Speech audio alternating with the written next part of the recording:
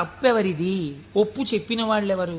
ఒప్పు చెప్పిన వాడికి తపఫలితంతో శాపం ఇచ్చాడు. మాయా ప్రభావము కామక్రోధముల యందు ఎలా తిప్పుతుందో చూడండి. శపిస్తే వాళ్ళెటువంటి స్థితిలో ఉన్నారు?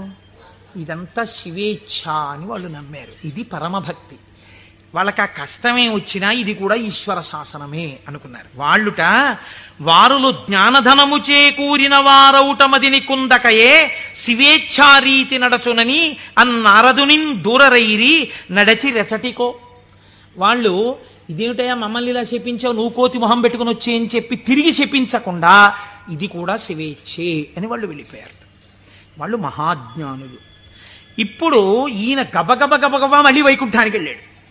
వైకుంఠానికి వెళ్ళి ఎంత పనిచేశావయా శ్రీమన్నారాయణ, నీ రూపం నాకు ఇమ్మని అడిగాను, హరి రూపం ఇమ్మని అడిగితే హరి రూపం హరి శిరస్సు కోతి శిరస్సు పెట్టావు. దానివల్ల శ్రీమతిని నువ్వు పెళ్లి చేసుకున్నావు, నాకు కాకుండా చేశావు. నన్ను ఎంత అవమానాలు పాలు చేశావు. ఇది రేపొద్దున శివపురాణంలోకి ఎక్కేస్తుంది. ఓ చేతకాని కోటేశ్వరరావు చెప్పడం మొదలెట్టేస్తాడు. నా బతుకు బజార్లో పెట్టేశావు నిన్ను వచ్చి అడిగినందుకు. ఎంత రహస్యంగా అడిగాను, దానికి ఎంత కథ సృష్టించావు. చూడు నా కడుపు ఎంత మండిపోతోందో.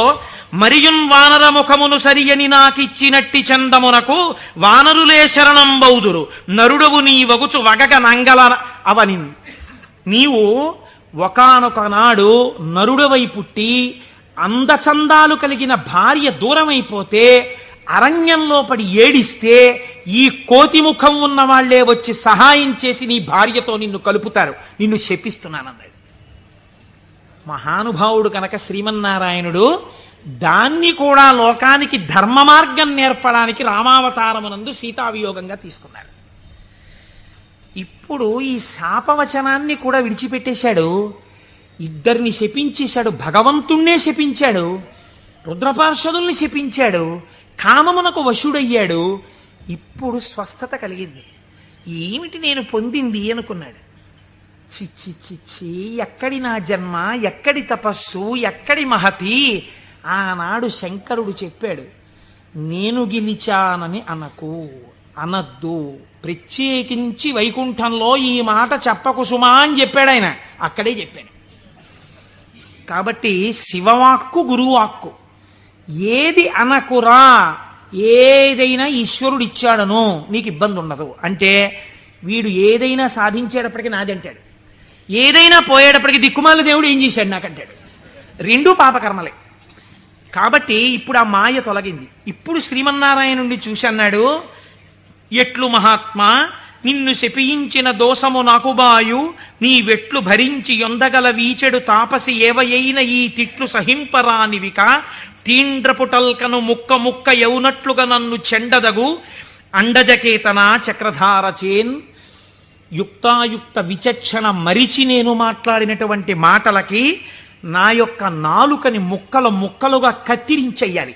ఎంత మాత్రము ఇంకా జాగు చెయ్యకుండా మహానుభావ, అండచకేతన అంటే గుడ్డులోంచి పైకొచ్చినటువంటి గరుత్మంతుడు నీ యొక్క ధ్వజమునకు చిహ్నముగా కలిగినటువంటి వాడా, మహానుభావా నీ చక్రధారల చేత నా నాలుకని ముక్కలు ముక్కలుగా కత్తిరించేవయా, అప్పుడు కాని నేను చేసిన పాపం పోదని కన్నీటి ధారలతో ఆయన పాదాల్ని అభిషేకించి ఆయన కాళ్ళ మీద పడ్డాడు. నారదుడు కాబట్టి అంత తొందరగా మళ్ళీ స్వస్థితిని పొందగలిగాడు. మనం కొన్ని కోట్ల కోట్ల జన్మలు తిరుగుతుంటాం. మీరు చూడండి, రామాయణంలో సీతావియోగానికి కారణమైంది ఒక రజకుడి మాట. అదే రజకుడు మళ్ళీ ద్వాపర యుగంలో రజకుడిగా వచ్చాడు. కృష్ణ భగవానుడు వెళ్ళి 4 చీరలు ఇవ్వయా, పంచెలు ఇవ్వయా, కట్టుకుంటానన్నాడు. ఎట్టట్రా మనుజేంద్ర చేలమలు మీ కియ్యంబాడియే మిరలుం కట్టంబోలుదురే, పయోఘృతదది క్షీరంబులన్ మెక్కి ఇట్లాడంజనుగాక, గొల్లలకు మీకి భంగి నోరారెడిన్ కట్టా ప్రణంబులు కొలుపోయదుసు మీ కంసోద్ధతిన్ బాలక. ఆయన 4 పంచెలు ఇవ్వరా అంటే వీడు ఇన్ని మాటలు మాట్లాడాడు. ఎట్టెట్రా, ఏంట్రా నీకు రాజుగారి బట్టలు కావలసి వచ్చాయా? బాగా నందవ్రజంలో పాలు వెన్న తిని ఒళ్ళు కొవ్విందా? నీకు రాజు పంచెలు కావాలా? పంచె కట్టుకోవడం కాదురా, ఈ మాట తెలిస్తే కంసప్రభువుకి ఏమవుతావో తెలుసా, ముక్కలైపోతావు అన్నాడు. అంటే కృష్ణ భగవానుడు అన్నాడు, అన్నయ్యా ఇంకొక అవకాశం ఇచ్చి చూశా, సరేనని ఒక పంచె ఇస్తే చేసిన పాపం తీసేద్దామని చూశా, యుగం మారిపోయినా వీడి బుద్ధి మారలా. ఈ తల ఇక మామూలుగా పనికిరాదు, నీ గుద్దొక్కటి గుద్ది 1000 వ్రక్కలు చేయన్నాయా శిరస్సునన్నాడు. ఒక్క గుద్దు గుద్ది 1000 ముక్కలు చేశారు. నోటి మాట సంస్కారంగా ఉండాలి. మాట సంస్కారంగా ఉండడం మొదట నేర్చుకుంటే చాలా తప్పులు దిద్దబడిపోతాయి. అందుకే శివుడు చెప్పింది ఈ మాట వైకుంఠంలో చెప్పకు. నీవు ఏది చేసినా ఈశ్వర ప్రజ్ఞకి ముడిపెట్టు.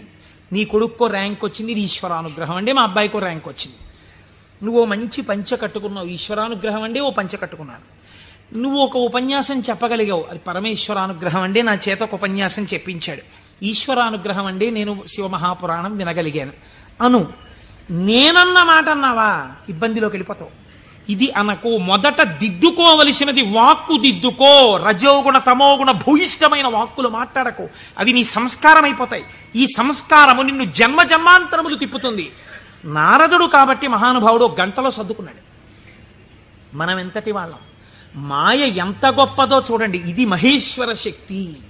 ఈ మాయ ఎలా తొలగుతుంది అంటే దీనికి ఒక్కటే లక్షణం. ఆ మాయయే అమ్మవారి స్వరూపం. మీరు గట్టిగా ఆవిడ పాదాలు పట్టుకున్నారనుకోండి, పట్టుకుంటే ఆవిడే మిమ్మల్ని దగ్గరికి తీసుకుని, అందుకే చేతిలో పాశం పట్టుకుని ఉంటుంది. ఈశ్వర భక్తిని మీకిచ్చి మీ చేత ఈశ్వర సేవ చేయించి ఈశ్వరుడిలో మిమ్మల్ని ఆవిడే కలుపుతుంది. ఆవిడే ఆ పనినంతటినీ తీసుకుంటుంది. ఇది చిత్రంగా ఉంటుంది. ఎలా ఉంటుందంటే తరచుగా చెప్తూ ఉంటాను నేను ఒక కత్తి నేను అలా వెడుతూ ఉంటే రోడ్డు మీద ఒక దొంగ పరిగెత్తుకుంటూ కత్తి పట్టుకుని నా వెనక వచ్చాడు అనుకోండి, నేను పరిగెడుతుంటాను. దొంగ కత్తి పట్టుకుని నా వెంట పరిగెడుతుంటాడు.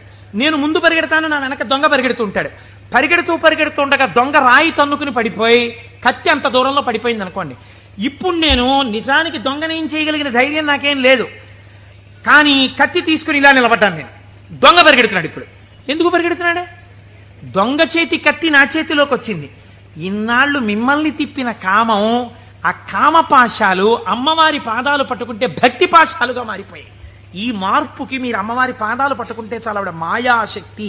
ఇటు తిప్పిన ఆవిడ అటు తిప్పేస్తుంది. మాయాపాశాన్ని భక్తిపాశం చేసేస్తుంది. లోకమనందు తిరిగిన పంచతన్మాత్రల్ని ఈశ్వరుడి వైపుకి తిప్పేస్తుంది. తిప్పేసి ఈశ్వరుడిలో కలిపేస్తుంది. కాబట్టి ఇప్పుడు మీరు మాయా అన్న అవనికని పైకెత్తి శివుడితో కలుపుతుంది. ఇది మహేశ్వరుణ్ణి చేరుకోవడానికి మార్గం. ఆ మార్గమునకు మొట్టమొదటి పొరపాటు వాక్కునందు కలుగుతుంటుంది. ఈ వాక్కునందు అలా చెయ్యకో. ఈశ్వర ప్రజ్ఞని గుర్తెరుగు, ఈశ్వరానుగ్రహాన్ని గుర్తెరుగు. ఇది మనకి బోధ చెయ్యడం ఈ మహేశ్వరనామమును, మహేశ్వరనామాన్ని అడ్డుపెట్టి మనకి నేర్పింది. ఇదే పరమశివుణ్ణి పక్కనే ఒక చిత్రమైన నామంతో పిలుస్తారు, శంభు అని పిలుస్తారు. శంభు అంటే ఏమిటో తెలుసా అండి? శం అంటే నిరతిశయమైనటువంటి సుఖము లేదా సుఖము. భావయతి కల్పించువాడు. మీరు చూడండి, ఒక వస్తువు ఉంటుంది. ఆ వస్తువు యొక్క సుఖానుభూతిని మీరు ఎప్పుడు పొందుతారు? ఒక వస్తువు యొక్క సుఖానుభూతిని మీరు ఎప్పుడు పొందగలరు అంటే ఆ వస్తువు మీ చేత అనుభవింపబడినప్పుడు. ఉదాహరణకి నాకు ఒక లడ్డు అంటే చాలా ఇష్టం అనుకోండి. ఆ లడ్డూని తీసుకొచ్చి మీరు ఇలా చూపించి, కోటేశ్వరారు మీకోసమే తెచ్చాం ఈ లడ్డు అన్నారనుకోండి. నేను ఆ లడ్డూని ఇలా చూసి నా కోరిక తీరిపోయింది అంటానా? అనను. మీకోసమే అన్న చేతిలో పెట్టారు, చాలా బాగుంది అని ఇలా పెట్టుకుని తినబోతాను. తినకండి, మీకు ఈ లడ్డూ ఎందుకు తెచ్చానో మీకు శుభవార్త చెప్పాలి, అది చెప్పాక తిందురు కానీ. ఇప్పుడు నా కోరిక తీరిపోయిందా? తీరలేదు. ఆయన శుభవార్త చెప్పబోతుంటే సెల్ ఫోన్ మోగింది. ఉండండి చెప్తాను అని అక్కడికి వెళ్ళి గంట సేపు మాట్లాడుతున్నాడు. లడ్డూ ఇలాగే ఉంది, నేను ఇలాగే ఉన్నాను. తీరిందా? తీరలేదు. ఆయన తర్వాత వచ్చి ఏదో చెప్పి ఇప్పుడు తినండి అన్నాడు.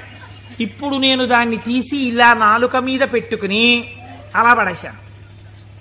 గభాలన కంట్లో ఏదో పడి ఇలా అన్నాను, అది కింద పడింది. తీరిందా నా కోరిక? తీరలేదు. నాలుక మీద పడింది రెండో ముక్క, అమ్మయ్యా అన్నాను. ఇప్పుడు నా కోరిక తీరింది కదండి. వస్తువు ఉండడానికి, అది మీ అనుభూతిగా మారడానికి మధ్యలో చాలా తేడా ఉంటుంది. ఈ శక్తి మీ యందు నిలబెట్టేవాడు ఈశ్వరుడు.